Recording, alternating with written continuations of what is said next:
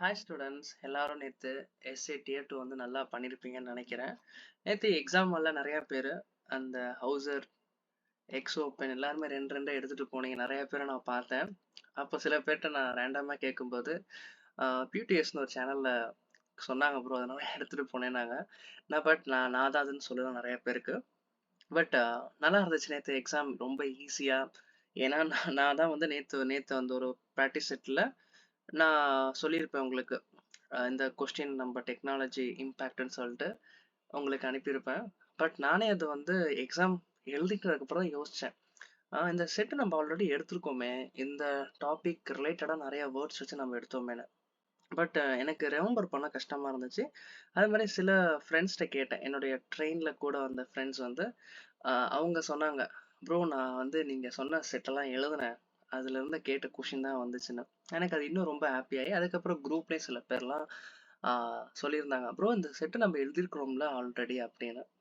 So அதெல்லாம் பார்க்கும்போது எனக்கு ரொம்ப ஹாப்பியாக இருந்துச்சு. நிறையா பேர் வந்து நிறையா ஃபீட்பேக் சொல்லியிருந்தீங்க. ப்ரோ நான் லைஃப் சேவர்லாம் கிடையாது, நான் ஜஸ்ட் என்னால் முடிஞ்ச பிடிஎஃப்லாம் அனுப்புனேன், எனக்கு தோணுனத கண்டென்ட்டாக எடுத்து உங்களுக்கு கொடுத்தேன். உங்களுடைய எஃபோர்ட், உங்களுடைய ப்ராக்டிஸ், உங்களுடைய ட்ரஸ்ட் தான் இதை அச்சீவ் பண்ண வச்சுச்சு. நான் ஜஸ்ட் ஒரு பார்ட். உங்களுடைய ப்ரிப்பரேஷனில் நான் ஜஸ்ட் ஒரு பார்ட் தான். நீங்கள் தான் எல்லா எஃபோர்ட்டும் போட்டீங்க, எல்லாருமே சரி. நான் உங்களுக்கு ஜஸ்ட் ஒரு பிளாட்ஃபார்ம் ரெடி பண்ணேன். அந்த பிளாட்ஃபார்மை நீங்கள் நல்லா யூஸ் பண்ணிட்டு அந்த டியர் 2க்கு நல்லா பண்ணீங்க. ஓகே, இன்னைக்கு நம்ம என்ன பார்க்க போறோம்னா, இன்டர்வியூக்கு எப்படி ப்ரிப்பேர் பண்ணலாம், எப்படி ஸ்டார்ட் பண்ணலாம், எப்போ ஸ்டார்ட் பண்ணலாம், அதெல்லாம் பார்க்க போறோம்.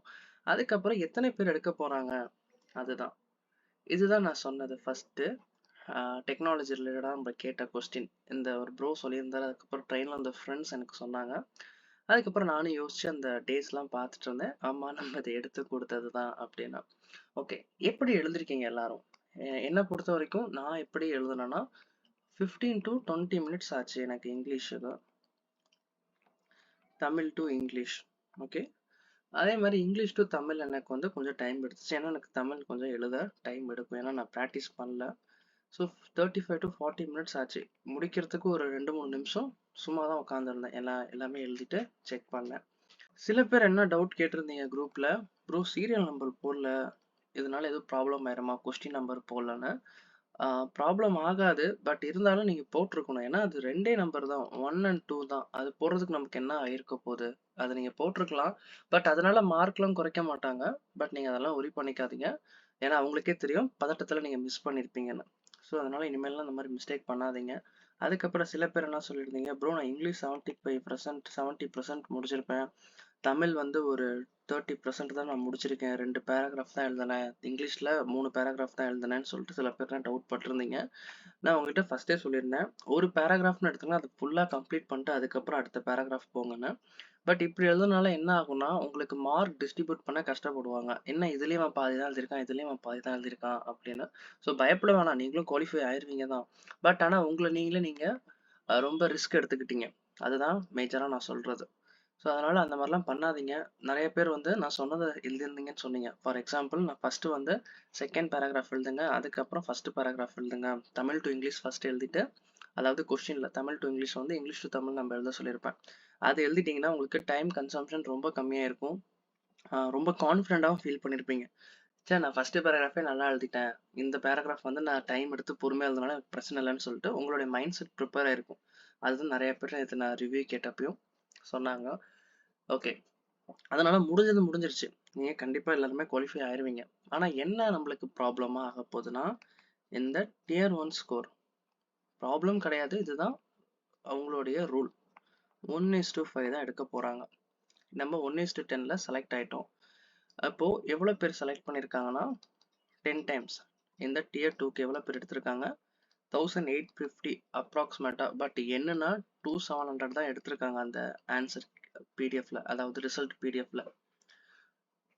இதுல இருந்து நம்ம T3க்கு, அதாவது இன்டர்வியூ ப்ரிப்பரேஷனுக்கு எப்படி எடுக்க போறாங்கன்னா, இதுல இருந்து எடுத்திருக்காங்கல்ல, இதுல இருந்து டிவைட் பை 5, இதுல பாதி 1350 பேர். இந்த 1350 பேர் எப்படி எடுத்திருப்பாங்கன்னா, இந்த யூஆர்ல வந்து 172 × 5, ஓபிசியில் 31 × 5, எஸ்சியில் 51 × 5, எஸ்டியில் 2 × 5, இடபிள்யூஎஸில் 29 × 5.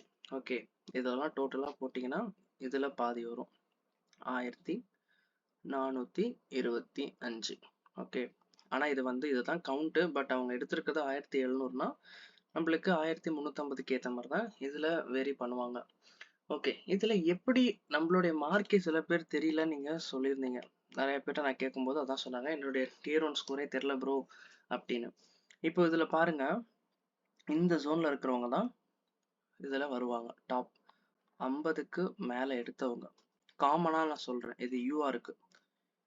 யூஆராக இருந்தீங்கன்னா நீங்கள் 50+ எடுத்திருந்தீங்கன்னா கண்டிப்பாக உங்களுக்கு வாய்ப்பு இருக்குது.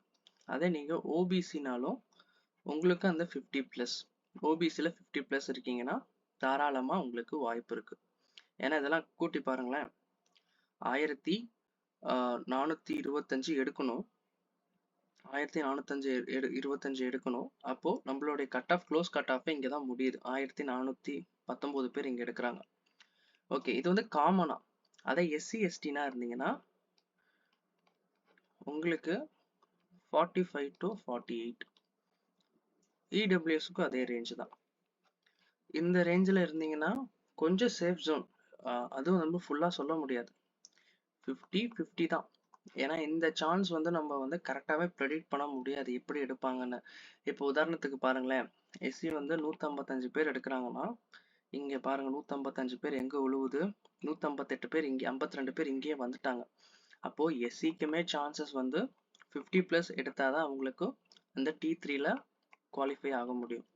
அதே மாதிரி ஓபிசின்னு பார்த்துட்டோம்னா ஓபிசி யூஆர் வந்து ரெண்டுத்தையும் சேர்த்து எடுத்துக்கலாம். ஏன்னா சில பேர் வந்து இப்போது இந்த எஸ்சி கேட்டகரியிலன்னு பார்த்தீங்கன்னா இந்த 1, 2, 5 இவங்கெல்லாம் பார்த்தீங்கன்னா யூஆரில் போயிடுவாங்க. அதே மாதிரி இவங்க எத்தனை பேர் யூஆரில் அப்ளை பண்ணாங்கன்னு நம்மளுக்கு தெரியல கரெக்டாக. யூஆரில் ஒரு 20லேருந்து 30 பேர் தான் டேரெக்டாகவே யூஆர்னு போட்டிருந்தா அவங்களுக்கு இந்த 20 பேர் தான் போவாங்க. மற்ற பேர் ஓபிசிலுமே பார்த்தீங்கன்னா இதில் எல்லாருமே வந்து யூஆரில் போக வாய்ப்பு அதிகம்.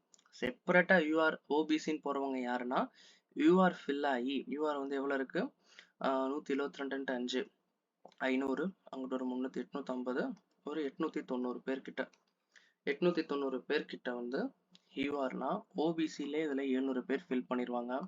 100 பேர் எஸ்சி எஸ்டி ஆர் அதரில் இருக்கிறவங்க கிளியர் பண்ணிட்டாங்கன்னா இதில் வந்துடுவாங்க. அதிகபட்சம் நீங்கள் 50க்கு மேலே எடுத்திருந்தீங்கன்னா தாராளமாக ரெடியாக இருக்கலாம். பட் ஃபுல் ஃப்ளெட்ஜாக நீங்கள் படிக்கணும்னா 60+ நீங்கள் எடுத்திருக்கீங்க, இந்த கேட்டகரி வந்து 60+னா நீங்கள் கன்ஃபார்ம் T3க்கு செலக்டட். 50+னா உங்களுக்கு சான்ஸ் இருக்குது, பட் நான் அஷூரன்ஸும் கொடுக்க முடியாது. ஆனால் நீங்கள் படிக்கலாம். இந்த 40+ எடுத்தவங்களுக்கு ஓபிசி ஆர் யூஆர்னா கொஞ்சம் கஷ்டம். நீங்கள் எஸ்சினா உங்களுக்கு ஒரு 50% பாசிபிலிட்டி இருக்குது. இதை அக்செப்ட் பண்ணிக்க நம்மளுக்கு கஷ்டமாக தான் இருக்கும், பட் இதுதான் ரியாலிட்டி. ஸோ அதனால் மைண்ட் அதுக்கேற்ற மாதிரி ப்ரிப்பேர் பண்ணிக்கோங்க. ஓகே, நம்ம அனலைஸ் பண்ணிட்டோம், இந்த இவ்வளோ தான் வரப்போகுது கட் ஆஃப். ஏன்னா சில பேர் வந்து என்னுடைய மார்க்கே நான் பார்க்கல ப்ரோ, மார்க் எவ்வளோ வந்துச்சுன்னு தெரியலனா நீங்கள் சொல்வீங்க. இந்த இடபிள்யூஎஸ்க்கு பார்த்தீங்கன்னா 145 பேர் எடுக்கிறாங்க. இடபிள்யூஎஸ் கம்மியாக தான் அப்ளை பண்ணியிருப்பாங்க. ஸோ இடபிள்யூஎஸை பொறுத்த வரைக்கும் கட் ஆஃப் கொஞ்சம் கம்மியாக தான் வரும். எஸ்சி எஸ்டிக்கு நிறைய பேர் கம்மி அப்ளை பண்ணியிருக்கீங்க, இருந்தாலும் உங்களுக்கு இடபிள்யூஎஸ் அளவுக்கு தான் வரும் உங்கள் 3 பேருக்கும். ஸோ நீங்கள் 3 பேருக்கு உங்களுக்கு பிரச்சனை கிடையாது. ஆஸ் பர் நம்மளுடைய இந்த ரேங்க் மித்ராவுடைய அனலைசிஸ் படி நம்ம பார்த்தோன்னா 50 மார்க் 50+ இருந்தால் சேஃப். எந்த ஜோனாக இருந்தாலும், எந்த ஜோன் கிடையாது, சென்னை ஜோன், எந்த கேட்டகரியாக இருந்தாலும் நம்மளுடைய ஃபைனல் கட் ஆஃப்னு வரும்போது நீங்கள் உங்களுடைய மைண்ட் செட்டை ரெடி பண்ணிக்கோங்க. இன்டர்வியூக்கு ரெடி பண்ணுவோம், சரியா? ஓகே, இன்டர்வியூக்கு நம்ம எப்படி ரெடி ஆகுறது, எப்போ ஸ்டார்ட் பண்ணலாம்? நம்மளுக்கு ஏசிஓ இன்டர்வியூ இருக்குது. ஃபஸ்ட்டு ஏசிஓ கம்ப்ளீட் பண்ணுவோம், கம்பைன் அண்ட் எஸ்ஏயும் சேர்த்து ஸ்டார்ட் பண்ணுவோம். மார்ச் 10லேருந்து ஸ்டார்ட் பண்ணுவோம். ஏன்னா வந்து நம்மளுக்கு 60 days 70 daysக்கு மேலேயே இருக்குது. ரிசல்ட் வந்ததுக்கப்புறம் கூட நம்ம ப்ரிப்பேர் பண்ண முடியும் தான். பட் சில பேருக்கு வந்து கொஞ்சம் பயம் இருக்கும், ஸோ எப்படி ஸ்டார்ட் பண்ணுறது, என்ன பண்ணுறதுன்னு. ஸோ அதனால் அதெல்லாம் ஒரி பண்ணிக்காதீங்க, நம்ம சூப்பராக பண்ணலாம். நம்மளுடைய செட்டில் ஏசிஓலேருந்து 4 கொஷின் வந்துச்சுன்னு நான் சொல்லியிருப்பேன். அதே மாதிரி எஸ்ஏலேருந்து ஒரு பேசேஜ் நம்மளுடைய ப்ராக்டிஸ் செட்லேருந்து, உங்களுடைய ட்ரஸ்ட்டுக்கு ரொம்ப ரொம்ப முக்கியம். என் மேல நீங்க ட்ரஸ்ட் வச்சீங்களா, அந்த ட்ரஸ்ட்டுக்கு ரொம்ப தேங்க்ஸ். ஏன்னா உங்க ட்ரஸ்ட் இல்லைன்னா நீங்க என்ன நம்பியிருக்கவே மாட்டீங்க. நீங்க நம்புனனால தான் என்னால டெய்லி என்னால செட்ஸ் கொண்டு வர முடிஞ்சுச்சு. உங்களுடைய ஃபெய்த்ஃபுல்னஸ், உங்களுடைய ட்ரஸ்ட் அதுக்கு என்னுடைய அக்கவுண்டபிலிட்டியா நான் செலுத்தினேன். அதே மாதிரி நம்மளுடைய கொஸ்டின் பேப்பரும் அதே மாதிரி இருந்துச்சு ஃபைனல் எக்ஸாமில். ஸோ ரொம்ப உங்களுடைய அன்புக்கு, உங்களுடைய ட்ரஸ்ட்டுக்கு, உங்களுடைய சப்போர்ட்டுக்கு நான் ரொம்ப கிரேட்ஃபுல்லாக இருப்பேன். அதே மாதிரி அடுத்த மாதம் நம்மளுக்கு என்டிபிசி எக்ஸாம் வருது. ஒர்க் ஷீட் டெய்லி அனுப்புகிறேன். இதை யூஸ் பண்ணுறவங்க சால்வ் பண்ணிட்டு குரூப்பில் ஸ்கோர் சொல்லுங்கள். இது நீங்கள் யூஸ் பண்ணுறீங்களான்னு எனக்கு தெரியும்னா, உங்களுடைய சப்போர்ட் எனக்கு தெரிஞ்சால் தான் நான் இதை டெய்லியும் கொண்டு வர முடியும். இதோட ஆன்சர் கீ பார்த்தீங்கன்னா சொல்யூஷனோட நான் வீடியோ சொல்யூஷனாக வந்து 8 மணிக்குள்ளே நான் அனுப்பிடுவேன் டெய்லியும். ஸோ அது யூஸ்ஃபுல்லாக இருக்குன்னா சொல்லுங்கள், இதை நம்ம ஃபாலோ பண்ணுவோம்.